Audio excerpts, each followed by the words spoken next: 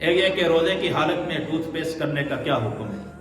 دیکھیں، روزے کی حالت میں ٹوتھ پیسٹ کر رہے ہیں، پہلے یہ بات ذہن نشین رکھیں کہ بعض لوگ تھوڑے کم ظرف ہوتے ہیں، کم ذہن والے ہوتے ہیں، وہ کہتے ہیں کہ ٹوتھ پیسٹ کرنی نہیں چاہیے، مسواک کرنی چاہیے۔ مسواک اپنی جگہ ہے، وہ اپنی جگہ ہے، برش کرنا وہ اپنی جگہ کی بات ہے۔ ایک انسان صفائی کا اہتمام کرتا ہے، ٹوتھ پیسٹ کرتا ہے، برش کرتا ہے، اب یہ کوئی ممانعت نہیں ہے اس کے انسان کی ہے کہ اس نے ایسا کیوں کیا ہو، اس میں کوئی حرج کی بات نہیں۔ اگر ایک انسان مسواک اپنا ہے، وضو کے بعد مسواک کرو، اس کے فوائد ہیں، پاس رکھیں، اس کے فوائد ہیں کہ ایکسیڈنٹ ہوتا ہے، ہڈی نہیں ٹوٹتی، 70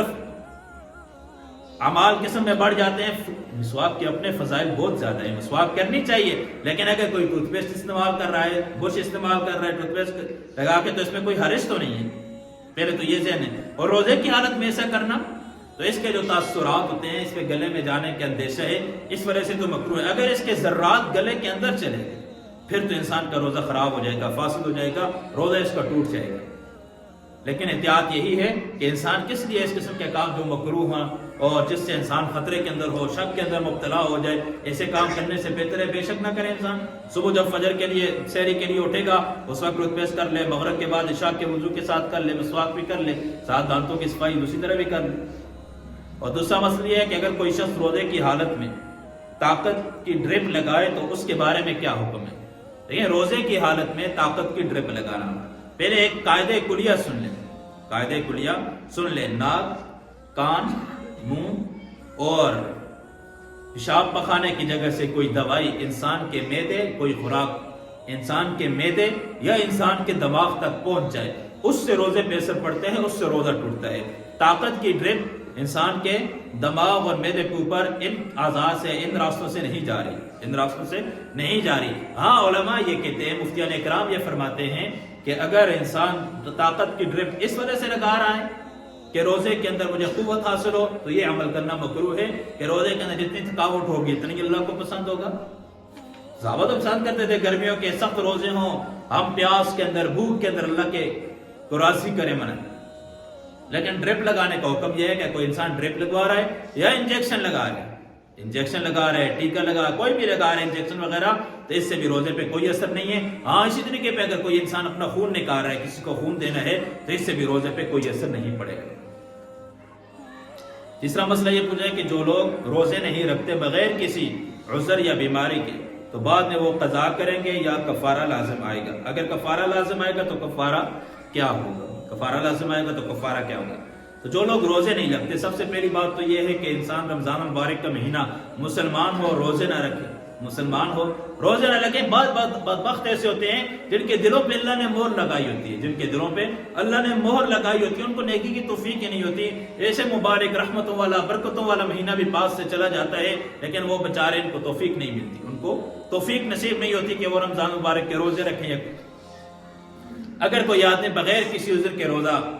نہیں رکھ رہا، یا بیمار بھی نہیں ہے، یا کوئی شرعی عذر اس کے اوپر نہیں ہے، روزہ اس نے کھا لیا، اب اس کے بارے میں یہ ہے، ایک تو یہ ہے کہ گناہ کبیرہ کیا ہے، توبہ کے نفل یہ پڑے گا، دوسرا یہ ہے کہ قضاء کے ساتھ اس کے اوپر کفارہ بھی آئے گا۔ کفارہ کیا ہے کہ 2 مہینے کے مسلسل روزے اس کو رکھنے پڑیں گے،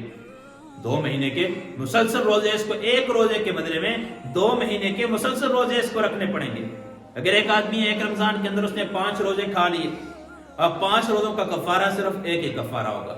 یہ نہیں ہے کہ 5 روزے ہیں تو 2 کر کے انسان کہے کہ 10 مہینے یہ روزے رکھتا رہے، ایسی بات نہیں ہے، بلکہ کفارہ رمضان کے اعتبار سے ہوتا ہے، ایک روزے کے اعتبار سے نہیں ہوتا۔ اگر رمضان کے اندر 1 روزہ کھایا یا 5 روزے کھائے یا 10 روزے جان کے کھا لیے، اب اس کا جو کفارہ ہوگا وہ 2 مہینے ہوگا، 2 مہینے کفارہ ہوگا۔ ہاں، قضا اس کی جتنے روزے کھائے ان کے ساتھ قضا بھی رکھے گا، یہ پے در پہ سارا ہوگا،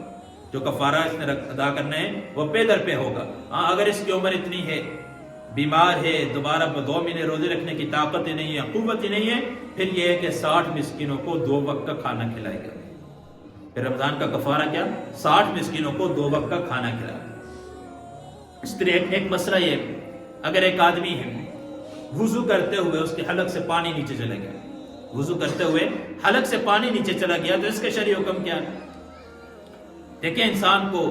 وضو کے اندر اور غسل کے اندر، رمضان المبارک کے اندر تو غسل کے اندر بھی انسان صرف کلی کرے گا، غرغرہ جیسے انسان نیچے پانی پہنچاتے اس طرح نہیں کرے گا۔ غیر رمضان کے اندر جو غسل کے فرائض ہیں اس کے اندر کلی کرنا نہیں ہے، غرغرہ ہے وہ نیچے پانی پہنچانا ضروری ہے، لیکن رمضان المبارک کے اندر کہ پانی کی اندر نہ چلا جائے، اس سے روزے کو نقصان ہوگا، روزہ فاسد ہونے کا خطرہ ہے، اس سے کلی پہ چاہے وہ واجب غسل ہے اس کے اوپر یا واجب نہیں ہے، ویسے مستحب یا سنت غسل کرنا چاہ رہا ہے، جمعے کے دن کا غسل کرنا چاہ رہا ہے، تو اس کا بھی یہی حکم ہے کہ صرف یہ کلی کرے گا، کلی کر کے اور اس طریقے پہ اگر وضو کے درمیان یا غسل کے درمیان انسان کے حلق سے پانی نیچے چلا گیا اور اس کو یاد ہے کہ میرا روزہ ہے، اس کو یاد ہے غلطی سے، ایک ہوتا ہے بھول جانا، ایک ہوتا ہے غلطی کرنا، دونوں میں فرق ہے، دونوں میں فرق ہے۔ ایک انسان اگر بھولے سے ساری روٹی بھی کھا لے، بھول سے روٹی بھی کھا لے، روزے پہ کوئی اثر نہیں، اللہ کی طرف سے اس کی مہمان نوازی ہے، لیکن آدمی غلطی سے وضو کرتے ہوئے حلق سے نیچے پانی چلا گیا، اگر اس کو یہ بات یاد ہے کہ میرا روزہ ہے تو اس کا روزہ ٹوٹ جائے گا، اگر اس کو یاد نہیں، بھولا ہوا ہے، بھولے سے چلا گیا، پھر اس کا روزہ نہیں ٹوٹے گا۔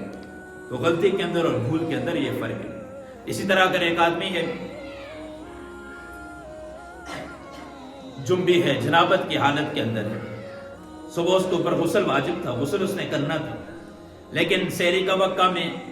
سحری کا وقت 20 منٹ ہے، اس میں اگر غسل میں لگے گا سحری رہ جائے گی، اب اس کے لیے ہے کہ یہ سحری کر لے، جنبی ہونے کی حالت میں اگر سحری کر لے تو کوئی حرج بھی نہیں، جنبی ہونے کی حالت میں اگر اس نے سحری کر لی تو اس کے روزے پہ کوئی اثر نہیں ہے، اس کے فوراً بعد غسل کر کے، کیونکہ آگے نماز آ رہی ہے تو نماز تو بغیر غسل کے ہو نہیں سکتی، مسجد سے گزر نہیں سکتا تو نماز تو دور کی بات، قرآن کو ہاتھ نہیں لے سکتے اس حالت کے اندر،